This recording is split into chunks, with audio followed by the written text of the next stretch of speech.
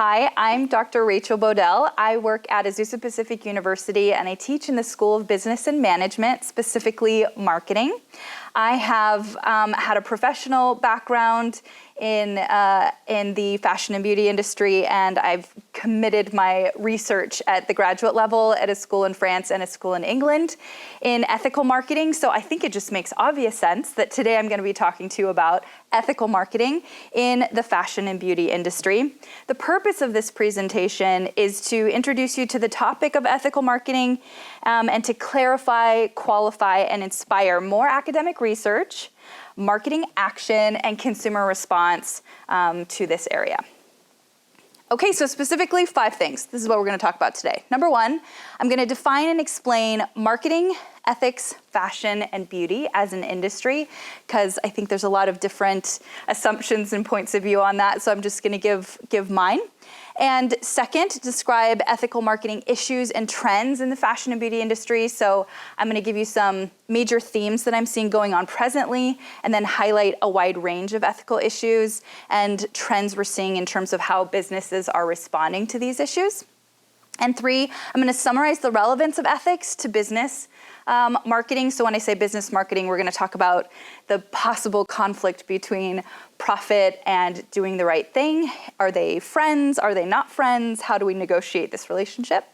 And 4, we're going to provide 2 ethical marketing strategies in fashion and beauty. There are a lot of strategies, but I'm going to highlight 2 that I think are practically useful and maybe a newer direction for academic research in this area based on, in part, my dissertation work. And number 5, offer the being and becoming approach to ethical marketing in fashion and beauty, which will require 3 steps we're going to talk about, which is seeing, challenging, and advancing. All right, here we go. Ready for some definitions. Number 1, what is marketing? So I define marketing as a human activity and philosophical process which employs science, technology, and art for the purpose of creating, communicating, delivering, and exchanging offerings that have value for customers, clients, partners, and society at large, now and into the future. So this is an adaptation of the American Marketing Association's definition, and it very much positions marketing into the humanities, so it has a assumed relationship within society. So we help to respond and shape things that are going on in culture. I'll try not to get too technical with you, but marketing, for example, can be applied to products and services, which is most traditionally understood, but it's also applied to things like people, think about entertainers or politicians, events, places, causes, organizations, and a number of other things. So it has a wide set of applicability, and what we're gonna look at next is ethics and then see what they look like together. So ethics, huge topic, right? I've spent a lot of time here. It's somewhat interdisciplinary because when you think of ethics, what comes to mind? If you were to try to explain ethics to someone, what do you think? Most people immediately say something like, well, it's the study of right and wrong, or it's the study of what is good. And that's true, and that question is ancient. It goes way back. So probably some of the most ancient texts that try to challenge and answer questions about what is good and ethical are Hebrew scripture, like the Bible, the Mesopotamians, the Egyptians, Chinese. They all have works that influence what we most commonly talk about now, which is Graecan philosophy, so more Western, Aristotle, Socrates, Plato. We call this moral philosophy. And there's 3 branches of philosophy in this Western Graecan thinking, which are commonly talked about: metaethics, normative ethics, and applied ethics. So the study of what is good or right and wrong is typically associated with normative ethics, which is a subset of this philosophy on moral philosophy, the wider philosophy, right? So you can already tell that if we only look at ethics as a study of what is good or right and wrong, and we're looking at it normatively, what's important to know is that normative ethics means we're studying what people think should be right or wrong, or what ought to be. It's a little bit more ontological, so what we should value, and it's hypothetical. And people will often defer to modern philosophers and thinking related to consequentialism, utilitarianism, egoism, all sorts of things to try and negotiate or rationalize what they consider to be right or wrong, good and bad. So the natural question is, when you're talking about what should be good or bad, is, well, how do you know that? Where did that come from? We call that a moral ontological question, or a semantic question, or also a moral epistemological question, which is, epistemology means the study of how do you know what you know, study of knowledge, right? So that's actually more of a meta-ethics question. So see how normative ethics would somewhat organically point back to meta-ethics. But now let's talk about what's happening in ethics within the marketing domain. In the discipline, what we've seen as a trend is since the 1980s, academics have really stopped talking about normative ethics and almost never talked about meta-ethics, which is always neat because when we identify that, we see an opportunity. But where has marketing ethics really gone over the last 40 years?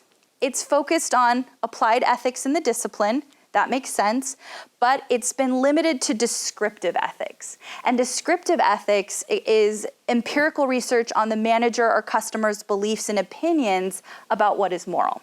So that's always, I call that checking someone's pulse, where you do surveys, focus groups, and you better understand what people think is right and wrong if you're presenting ethical dilemmas or hypothetical situations, or their responses to whether or not they might purchase something that has an ethical attribute or not. Those are all within descriptive ethics, which are applied ethics inside of marketing. I think they're very useful. But what is missing from that equation is, well, why do they value those things or consider them to be morally good or bad? And should they? And it's like an individual reflective question, and there's also a system thought question to that. Should we collectively, short-term, long-term? Because if you recall my definition of marketing, there's a present value element to it and a future value element to it. Okay, so next, let's define the last thing. So we've defined marketing, we've talked about ethics. Now I want to just touch at the highest level on what is the fashion and beauty industry, right? So this space has a long history of being somewhat secretive in the sense that there's this art element and intellectual property and mystery to the persona of fashion and beauty that people want to keep close. So a lot of times the actual business and industry has not very well been defined or market value qualified. However, we're seeing some improvements in the last few years. So the fashion industry includes things like apparel, which would be clothes, shoes, accessories, jewelry, belts, handbags, hats, hair clips, things like that. The beauty industry includes cosmetics, that's probably the most well-known and common, fragrance, personal care products like sunscreen, deodorant, lotion, and things of that nature.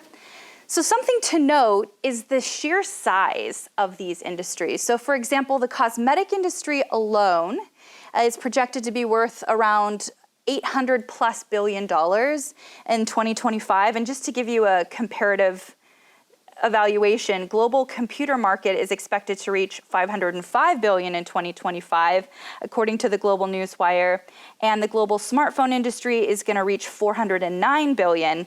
So essentially what I'm saying is the cosmetic industry alone is going to be projected to be larger in terms of market value than those other industries. So it's relevant, and it's something really important to be talking about and considering, particularly because the growth rate is still strong. And similarly, and sizably larger, the fashion industry is projected to be $2.25 trillion in terms of market value by 2025. And there have been, if you already know, like concerns regarding fast fashion, how products are made, how they're disposed of, and we're going to start looking at some of those issues now. So I'm going to highlight 3 examples in the beauty industry and 3 examples in the fashion industry. And when I say examples, I'm going to highlight the issues and what types of things we're seeing companies do in response. So number 1, the first trend we're seeing in beauty is clean beauty, if you're familiar with it. I as a consumer, love this, and as a researcher that wants to see the industry move forward ethically, also love this. So the clean beauty industry is defined as looking to make cosmetic products and personal care products that are more natural, non-toxic, mostly organic, considered cruelty-free, and sometimes have vegan ingredients. And sometimes also include, when you're talking about clean beauty, sometimes they include discussions about the packaging and how it's made, and sometimes they just mean how the product, what the ingredients are within the product itself. Right, so that's key. And one of my favorite illustrations of that would be, so I used to work for Bobbi Brown, cosmetic company owned by Estee Lauder. Bobbi Brown was the makeup artist herself, and recently, within the last 2 years, she made a decision. Well, she left Estee Lauder, but in the last 2 years, she made a new company called Jones Road Beauty, and one of her main reasons for doing that is that she really wanted to match or marry her artistry with her passion to make clean beauty products. So we're seeing a lot of shift in this industry now, and clean beauty is one of those major things. Second, post-consumer recycled packaging content. So there's quite an emphasis on how products are made. So what they're made from, and then how you recycle or dispose of them. So using recovered ocean plastic and beach plastic is a major trend that we're seeing right now. So they're using recycled polyester and other post-consumer materials in packaging. Even major companies like Procter & Gamble's Head & Shoulders, so even bigger companies are doing it. So inside of ethical beauty, you'll have startup brands that are making, there's a lot of really cool new like cosmetic and personal care products that are born ethical, as we call them. And then there are some that are pre-existing, like Head & Shoulders, which are looking to make their products and their packaging more ethical. Right, and the last trend is social inclusion, right? So what does that mean? That actually focuses a bit more on the promotional side of the product versus how the product is made or the packaging. So social inclusion is ethnic representation in beauty products, promotion and ownership. It focuses on diversity and inclusivity of all skin colors, and sometimes age and gender too. So in this space, beauty and fashion, again, they influence what we think is beautiful and good, and oftentimes that can be a positive or negative thing if we don't stop and take the time to think about the ethical element of it, because we influence thoughts on age, thoughts on gender, thoughts on ethnicity. So we're seeing a major trend to respond to that. Inside of fashion, here we go, 3 examples. Number 1, similar in a way, but how are products made, right? So what are your shoes made from? What are your pants, shirts, jackets? What are they all made from? So new processes and new materials to reduce carbon emission, conserve water, use recycled, again, things like marine plastic and upcycled or resewn, or sustainable raw materials like ecologically grown cotton. These are major trends right now, right? So these 2 examples, this is Rothy shoes, which is 100% made of marine plastic, and it's washable, and then we've got Adidas here, which has made the Ultra Boost, which again is also making a large percentage of their product from upcycled, recycled materials. So that's a major trend, is what is your clothing or apparel and shoes, what are they made from? And second, how are they able to be returned or recycled? So some trends are consumer to consumer. So you might be familiar with like Poshmark or eBay, things like that, where people are reselling their products. And then you also have the ability to recycle products. So for example, tennis shoes like Nike, they are really focusing on recycling and their shoes so that, for example, the squishy padding of the shoe is recycled into basketball courts, the shoe foam into playground and tennis courts, and the shoe rubber into running tracks. So they're literally breaking down the shoes and finding meaningful ways to repurpose them, and that also can be meaningful for their brand identity and their promotion campaigns in general. So it's like a win-win-win-win strategy sort of thing. And then similarly, the jean industry, Levi's is grabbed onto this, and a few others, has found out that they can take their jeans and make them into home, what do you call it? fabrication, like insulation inside of the walls. So they're taking their jeans and they're asking people to recycle their jeans, and they're turning that into home insulation. So there's basically innovation. It's ethical innovation. It's endless, but we're thinking smarter and I would say better ethically, even considering beauty, how things are made and how they're returned. And like beauty, we're seeing social inclusion. So adaptive clothing has been a fairly new trend, and adaptive clothing means that, people that have different body types or heights or have different levels of ability, they're making clothes that can still fit them and are fashionable and easy to wear. And different sizes, ethnicities, age, etc. We're seeing a lot of really cool trends of inclusion there. And like beauty focuses on clean beauty right now, circular fashion is the rage. So how it's made, how it's put back into the earth, into the world, or recycled back into the market in a meaningful and sustainable way. They call this circular fashion, and it is the focus. All right, so ethical marketing, to summarize, summary of issues and trends, right? You've seen these in the news. Sustainable fashion and beauty is key. So what's the ethical trend? What are companies doing? Circular, organic, vegan, recycled, upcycled, etc. Fast fashion is the problem. So people are talking about slower or conscious, mindful fashion. You've probably heard of minimalism or capstone closets, where you have less but very meaningful and versatile products that are more sustainable. Toxic beauty, there's company responses. Greenwashing, green blushing, which you may be less familiar with. That's where a company is working really hard actually on their ethical marketing practices, but they're afraid to promote it for authenticity or fear of being challenged for a number of reasons. So that's an interesting concept. And social issues. And these are how companies are looking to respond to those. All right. So one of the things that I often get challenged, and I should just address, is ethics relevant to business and specifically marketing, period? Or is it just a nice thought and only people want to do it and everybody else just wants to have products that they want to wear or make them beautiful, right? So let's just pause and answer that. So first of all, let's define. Ethics, if we recall, in the most simplest sense, is doing what's right and good. Business, in the most simplest sense, to define it for you, is profession, trade, or making a living.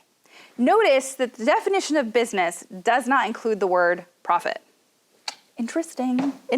I'll pick up on that here in a second.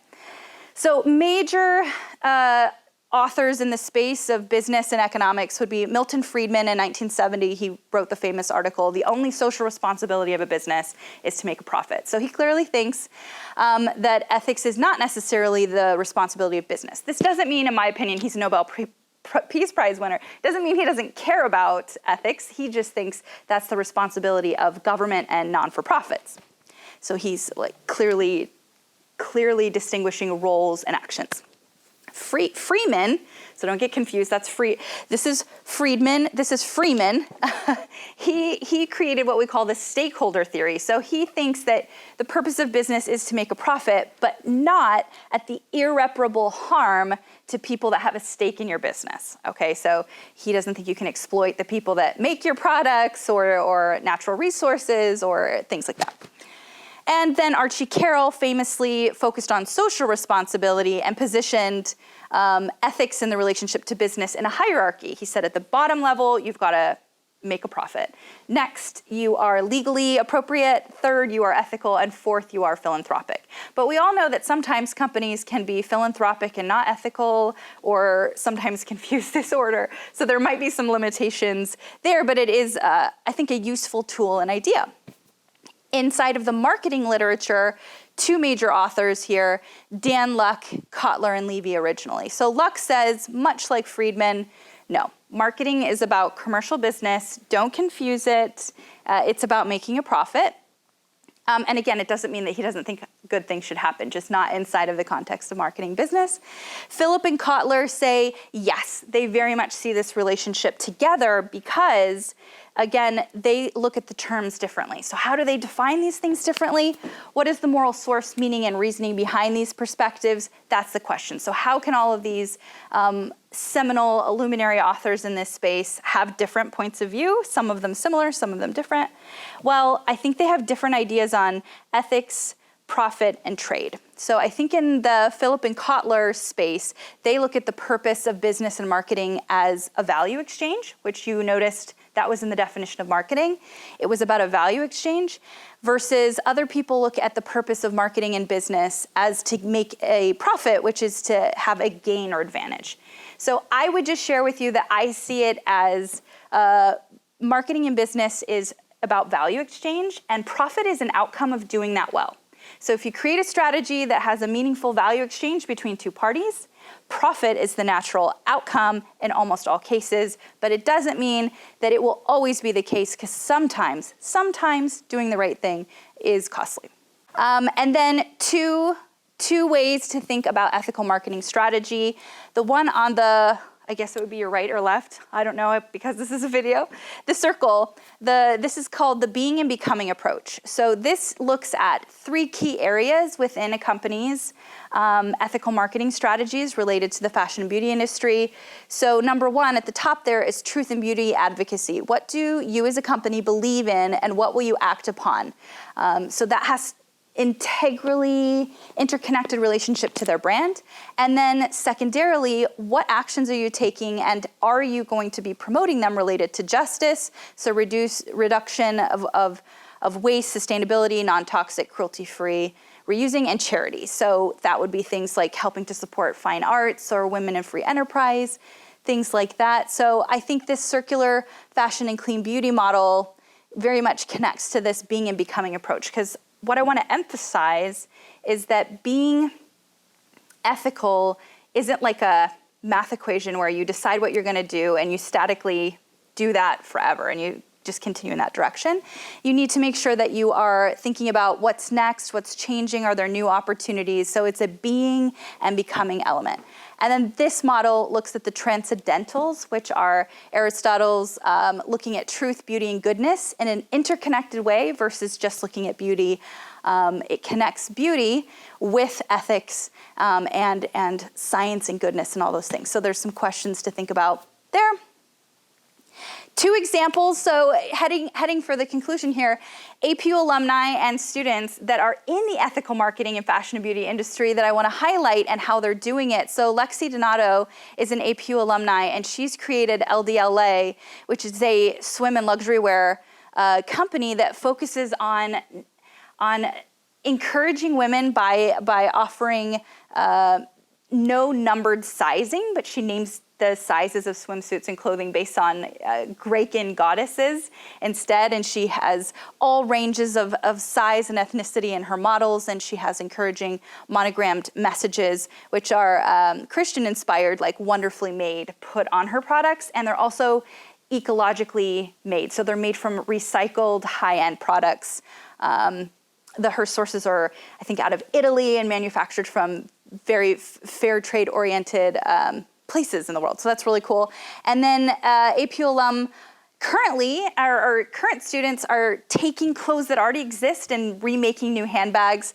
Scrapped.co on Instagram, you can go and see what they're doing. This is a brand new startup, and I'm very excited in terms of their perspective and reusing. So in summary, the being and becoming approach tries to encourage companies and consumers and researchers to focus on the seeing. Do not separate or depersonalize ethics as a consumer or someone in the market. Include it. Think about what is good and right all at the same time. See what your opportunities are and what the problems are. Challenge all of your assumptions. For example, like, should I be doing this? Is this about profit? Is this about trade? Is this about why do I think something is good or bad? I think a lot of things can be sorted out in that space. So see, challenge, and lastly, advance. Move forward in an ethically purposeful way. Even if it's not perfect or you can't control the outcome, I think there's a lot of opportunity and meaningfulness in advancing your strategy and your actions. So the being and becoming ethical approach is what I want to leave with you. Thank you for listening. Have a great day.